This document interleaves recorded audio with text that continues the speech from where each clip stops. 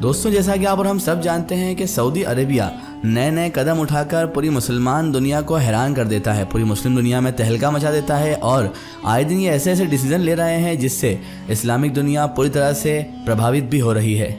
और नाज़रीन मोहतरम, इसी के साथ साथ अभी कुछ हाल ही के दिनों से जो न्यूज़ बार बार सऊदी अरब को लेकर हमें दिखाई जा रही है, या फिर आपने भी सोशल मीडिया प्लेटफॉर्म्स पर बहुत सारी न्यूज़ ऐसी देखी होंगी जिसमें बहुत सारे रूल्स रेगुलेशन ऐसे बताए जा रहे हैं जो सऊदी अरब की गवर्नमेंट ने 2023 के रमज़ान को लेकर जारी किए हैं। एक ऐसी गाइडलाइन के जिसको लेकर ना सिर्फ रमजान से रिलेटेड बहुत सारी चीजों पर बैन लगाया गया है, बल्कि कुछ नई चीजों को, या यूं कह लीजिए कि कुछ नई एक्टिविटीज को ऐड भी कर दिया गया है। जैसे ही सऊदी गवर्नमेंट की तरफ से ये नई गाइडलाइन जारी की गई थी, वैसे ही दुनिया के एक बड़े ग्रुप में बहुत बड़ा भूचाल आ गया था। सबसे पहले तो समी हामदी नाम के एक जर्नलिस्ट ने इस नई गाइडलाइन को शेयर करते हुए सऊदी गवर्नमेंट को निशाना बनाया था और ये दावा भी किया था कि देखिए, सऊदी गवर्नमेंट अपनी नई पहचान के साथ आगे बढ़ रही है, यानी कि सऊदी अरेबिया अपने आप को पूरी तरह से बदल रहा है और इस्लाम के खिलाफ ही फैसले लेने की कोशिशें भी कर रहा है। इसके बाद ही धीरे धीरे दुनिया के अलग अलग इलाकों में रहने वाले मुसलमानों ने भी इस गाइडलाइन को लेकर आवाजें उठाना शुरू कर दी थी। मगर दोस्तों, सऊदी अरेबिया के नए कानूनों को लेकर सबसे ज्यादा गदर अगर कहीं पर दिखाई दे रहा है तो वो जगह कोई और नहीं बल्कि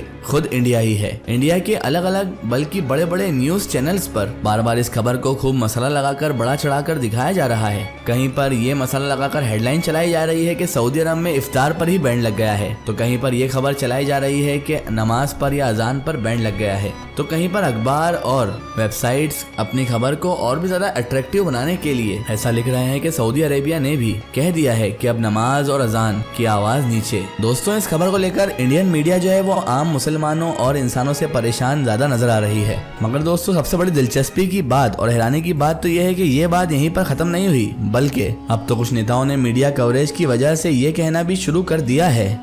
कि जब सऊदी गवर्नमेंट, सऊदी अरब जैसा देश जहाँ से खुद इस्लाम शुरू हुआ था, वो भी जब नमाज और अजान के लाउड स्पीकर पर पाबंदी लगा सकता है, तो फिर इंडिया इन दोनों चीजों को बैन आखिर क्यों नहीं कर सकता है। यहाँ पर भी लाउड स्पीकर के जरिए से जो बार बार अजानें होती हैं, उन लाउड स्पीकर्स पर पूरी तरह से बैन लगा देना चाहिए। मगर दोस्तों, अब फिर से सवाल यही उठता है कि आखिरकार इस पूरे मैटर की, इस पूरी खबर की सच्चाई क्या है। क्या सच में सऊदी अरेबिया ने वही सारे रूल्स और रेगुलेशन जारी किए हैं जिस तरह के रूल्स और रेगुलेशन मीडिया पर दिखाए जा रहे हैं और जिनको लेकर इतना ज्यादा हंगामा भी मचा हुआ है? क्या सऊदी अरेबिया इफ्तारी और रमजान जैसी चीजों पर भी पाबंदी लगा सकता है? तो चलिए दोस्तों, इन्हीं सारे जवाबों को ढूंढने की हम कोशिश करते हैं। तो दोस्तों, सबसे पहले तो हम यहाँ पर आपको ये बात क्लियर करते चलें, ये बात बताते चलें कि सऊदी गवर्नमेंट की तरफ से रमजान से रिलेटेड जो गाइडलाइन जारी की गई है वो आप लोग खुद भी उनकी मिनिस्ट्री की ऑफिशियल वेबसाइट पर जाकर पढ़ सकते हैं। इसके अलावा आप इस बात को गूगल भी कर सकते हैं। बात करें दोस्तों अगर सबसे पहले हम इफ्तारी के बारे में, तो दोस्तों इफ्तार पर तो किसी भी तरह का कोई बैन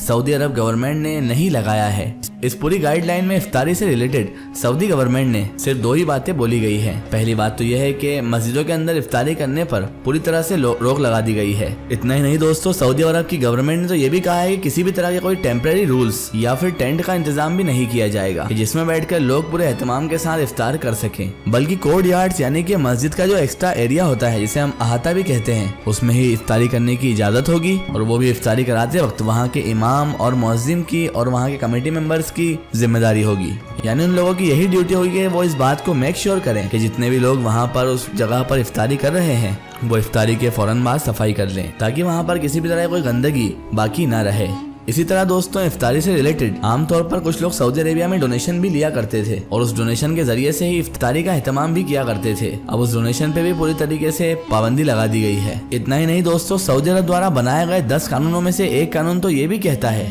कि वहाँ पर जितने भी इमाम, जितने भी मुअज्जिन हैं, उनको किसी भी तरह की किसी छुट्टी की रमजान के महीने में इजाजत बिल्कुल नहीं होगी। हाँ, अगर हद से ज्यादा जरूरी काम है तो उन्हें छुट्टी करने से पहले वहाँ की जो मिनिस्ट्री है जिसके अंडर में ये सारे लोग काम करते हैं, उनको इन्फॉर्म करना होगा कि वो छुट्टी लेने वाला है ताकि वो उस बंदे की जगह पर किसी और बंदे को भेज सकें काम करने के लिए। और दोस्तों, इतना ही नहीं, एहतिकाफ से रिलेटेड भी सऊदी अरब गवर्नमेंट ने ये रूल जारी किया है कि जितने भी लोग एहतिकाफ में बैठेंगे और एहतिकाफ में बैठने की जो लोग ख्वाहिश रखते हैं तो उन सबको अपनी आईडीज भी देना होंगी और उनकी आईडीज को देखने की जिम्मेदारी भी इमामों को ही दी गई है। इतना ही नहीं, अगर आप लोग गैर सऊदी अरेबियन से यानी किसी और गैर देश से आए हैं सऊदी अरब के अलावा और फिर भी अगर आप लोग भी एहतिकाफ में बैठना चाहते हैं तो आपको एक खास किस्म के अप्रूवल की जरूरत भी होगी। यानी आपको सबसे पहले तो रिक्वेस्ट भेजना पड़ेगी, बाद में इसके जब मिनिस्ट्री की तरफ से अप्रूवल आ जाएगा तभी आप लोग एतकाफ में भी बैठ सकते हैं। सऊदी अरब की गवर्नमेंट के मुताबिक ये सारे कदम वहाँ की सिक्योरिटी को देखते हुए ही उठाए गए हैं ताकि वहाँ पर मौजूद सब लोगों की हिफाजत को गारंटेड बनाया जा सके। साथ ही साथ सऊदी गवर्नमेंट ने ये भी आदेश जारी किया है कि जितने भी लोग रमजान शरीफ के महीने में नमाजें पढ़ने आए वो लोग अपने साथ अपने बच्चों को हरगिज न लाएं, क्योंकि सऊदी गवर्नमेंट के मुताबिक जो बच्चे होते हैं वो प्रेयर्स में यानी इबादत में डिस्टरबेंस पैदा करते हैं, यानी उनके मुताबिक बच्चे नमाज में खलल पैदा करते हैं। वीडियोग्राफी से रिलेटेड भी सऊदी अरब ने अब कड़ा रुख अपना लिया है। ये आदेश भी जारी किया है कि नमाज के वक्त मस्जिदों में कैमरे के जरिए से फोटो लेने या वीडियो लेने की भी इजाजत अब हरगिज ना होगी। खास तौर से कोई भी इंसान इमाम और उन लोगों की वीडियोग्राफी बिल्कुल ना करे जो लोग नमाज अदा कर रहे हैं। इतना ही नहीं दोस्तों, दुनिया के बहुत सारे इलाकों के अलग अलग न्यूज चैनल्स पर सऊदी अरेबिया की मस्जिदों की जो अलग अलग लाइव स्ट्रीम किया जाती थी,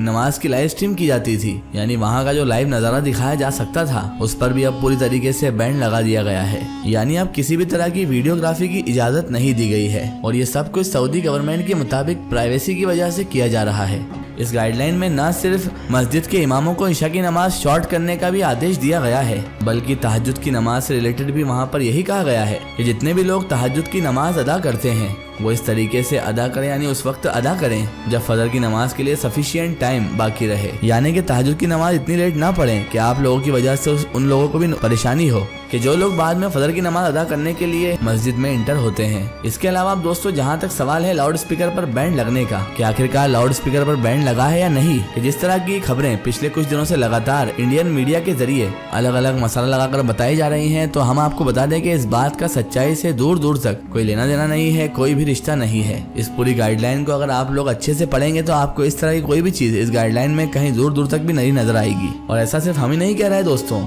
इसके अलावा आप फैक्ट चेक करने वाली एक मशहूर वेबसाइट और अगर न्यूज वेबसाइट्स पर भी जाएंगे तो आप लोगों को भी वहां पर ये नजर आएगा कि उन लोगों ने इस दावे की जांच पड़ताल भी की है और बाद में उन्होंने ये भी बताया कि सऊदी मिनिस्ट्री की तरफ से इस बार की जो रमजान के पहले गाइडलाइन जारी की गई है उसमें इस तरह की तो कोई भी चीज मेंशन नहीं की गई है, बल्कि जिस कानून को लेकर इतना बड़ा जो मुद्दा बनाया जा रहा है वो कानून सऊदी अरेबिया में कोई नया नहीं है, बल्कि वो तो पहले से ही वक्त वक्त पर लगता रहता है। और वो जो कानून है वो भी पूरी तरीके से मस्जिद के लाउड स्पीकर को बैन करने के लिए नहीं है,